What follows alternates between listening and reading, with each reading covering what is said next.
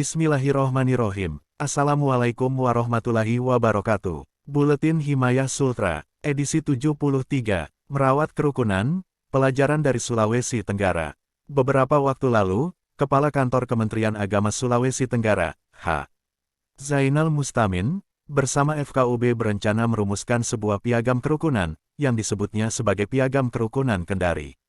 Niat baik ini tentu didasari oleh kenyataan, bahwa dalam beberapa tahun belakangan, bahkan sebenarnya sejak lama, Sulawesi Tenggara dikenal memiliki komitmen yang kuat untuk menjaga kerukunan, khususnya kerukunan antar umat beragama. Kerukunan antar umat beragama ini dapat dilihat dari simbol-simbol keagamaan, berupa rumah ibadah yang, bahkan, sangat berdekatan satu sama lain. Bahkan ada sebuah bangunan gereja berdekatan dengan masjid yang hanya dipisahkan oleh tembok pilar. Terbaru, perayaan MTQ ke-29 tingkat Provinsi Sulawesi Tenggara dalam peristiwa Karnaval Kerukunan, diikuti oleh semua komponen agama dan budaya yang ada di Sulawesi Tenggara. Jika dilihat dari satu sudut pandang, kerukunan antar umat beragama yang terbangun sejak lama ini, sesungguhnya melampaui konsep-konsep yang cenderung elitis berkenan dengan hal tersebut. Sejak lama, praktik kerukunan ini telah terbangun di kalangan pemeluk antar umat beragama. Kerjasama di bidang sosial kemasyarakatan pun telah sejak lama terbina dengan baik. Tantangan kita ke depan adalah mempertahankan suasana kerukunan ini sebagai basis untuk membangun sultra yang damai, bermartabat, dan tentu selaras dengan nilai-nilai kemanusiaan. Kita berharap sepenuhnya bahwa kerukunan yang telah terbina ini bukan sekadar impian semusim, tetapi dapat diwariskan untuk generasi mendatang di daerah ini. Mengatasi problematika internal umat Islam. Jika berbicara perihal kerukunan antar umat beragama dalam skala Sulawesi Tenggara, sebenarnya masalah ini dapat dikatakan telah selesai. Selama beberapa dekade, kerukunan antar umat beragama telah terjalin dengan baik. Hal dimungkinkan, antara lain, keinginan warga masyarakat di daerah ini untuk terus menjaga dan merawat kerukunan. Hal lain, masyarakat di daerah ini sesungguhnya diikat oleh satu jaringan kekerabatan dan budaya yang kuat, sehingga sangat sulit untuk menemukan konflik berlatar belakang agama. Sementara, problem mendasar yang kita hadapi adalah persoalan internal umat Islam. Apa yang terjadi berkaitan dengan problematika internal umat Islam di tempat lain, sebenarnya juga kita alami di daerah ini. Tidak dapat disangkal, bahwa perbedaan pemahaman dan ideolog keagamaan menjadi salah satu sebab timbulnya problematika internal umat Islam. Dapat kita lihat secara kasat mata, masih ada sekelompok umat Islam yang hendak memonopoli kebenaran, menganggap dirinya benar, sehingga cenderung menyalahkan amaliyah kelompok yang lain. Dan ini sesungguhnya semakin gamblang ditampilkan, baik di dunia nyata maupun di dunia maya. Kita juga dapat menemukan sejumlah kasus penguasaan masjid oleh kelompok-kelompok tertentu, sehingga meresahkan warga sekitar masjid.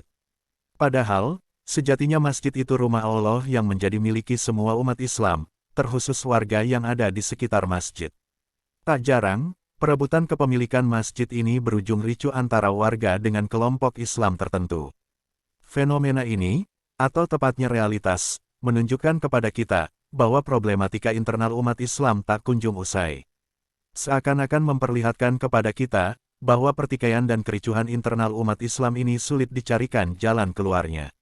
Sesungguhnya perbedaan paham dan amaliyah keagamaan merupakan rahmat. Sehingga, pertikaian dan kericuhan yang kerap kali terjadi merupakan bukti nyata bahwa rahmat itu menjadi dari perbedaan-perbedaan yang ada. Sesungguhnya orang beriman dan Islam itu bersaudara. Jika terdapat pertikaian, sejatinya ada segolongan orang di antara umat Islam yang menjadi juru damai, menjadi penengah pertikaian itu. Problemnya kemudian, jika kelompok umat Islam ini sulit diajak menuju perdamaian. Silang sengketa paham keagamaan sepertinya telah menjadi warisan dari masa lalu. Jika ini terus-menerus didiamkan, bukan tidak mungkin akan merembet lebih jauh kepada persoalan yang lebih besar, semakin memperkeruh persoalan-persoalan kebangsaan yang sedang kita hadapi. Kita sesungguhnya mengharapkan kebesaran hati dari semua kelompok-kelompok umat Islam. Rela menerima perbedaan, saling belajar, dan pada gilirannya bersikap bijak di dalam menghadapi persoalan-persoalan keagamaan dewasa ini. Sejatinya, kita mengajak orang ke jalan Allah dengan cara-cara yang bijaksana dan nasihat yang baik serta keteladanan. Serulah manusia kepada jalan Tuhanmu dengan hikmah dan pelajaran yang baik dan bantahlah mereka dengan cara yang baik. Sesungguhnya Tuhanmu dialah yang lebih mengetahui tentang siapa yang tersesat dari jalannya dan dialah yang lebih mengetahui orang-orang yang mendapat petunjuk. Qs 125. Menurut Ibn Katsir, Allah telah mengetahui siapa yang celaka dan siapa yang berbahagia di antara mereka, dan hal tersebut telah dicatat di sisinya serta telah dirampungkan kepastiannya. Maka serulah mereka untuk menyembah Allah, dan janganlah kamu merasa kecewa, bersedih hati, terhadap orang yang sesat di antara mereka. Karena sesungguhnya bukanlah tugasmu memberi mereka petunjuk. Sesungguhnya tugasmu hanyalah menyampaikan, dan kamilah yang akan menghisap.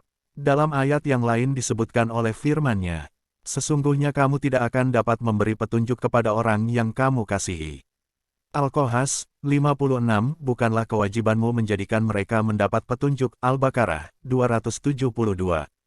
Kita tidak dapat memaksakan paham dan ideologi keagamaan yang kita anut kepada orang lain. Seperti halnya kita tidak dapat memaksakan agama yang kita anut kepada orang lain. Sebagaimana disinyalir di dalam Al-Quran, tidak ada paksaan dalam agama. Sungguh telah nyata kebenaran dan kesesatan. Karena itu barang siapa yang ingkar kepada tagut dan beriman kepada Allah, sesungguhnya ia telah berpegang kepada tali yang amat kuat yang tak akan putus. Allah Maha mendengar dan mengetahui. Qs. Al-Baqarah 2, 256. Mahmud bin Umar Al-Zamakhsyari, W. 528, dalam tafsirnya Al-Kasyaf, menjelaskan ayat di atas lewat metode tafsir Al-Quran bil-Quran, menafsirkan suatu ayat dengan ayat lainnya.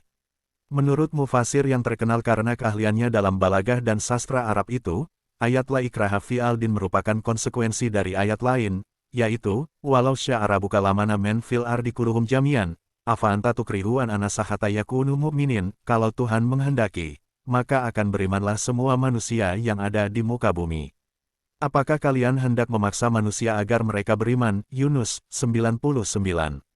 Al-Zamakhsyari menegaskan bahwa persoalan keimanan adalah persoalan mendasar manusia, dan tidak boleh ada paksaan.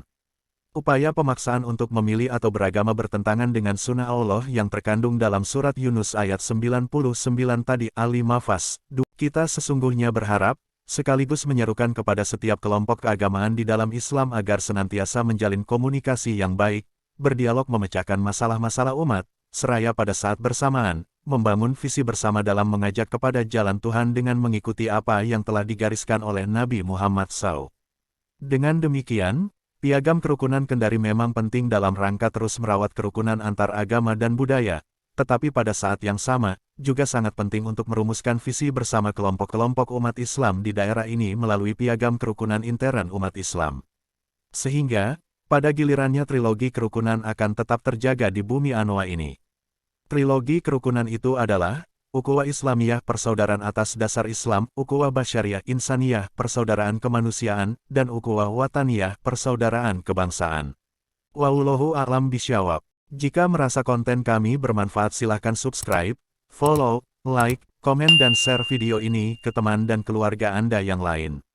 Wassalamualaikum warahmatullahi wabarakatuh.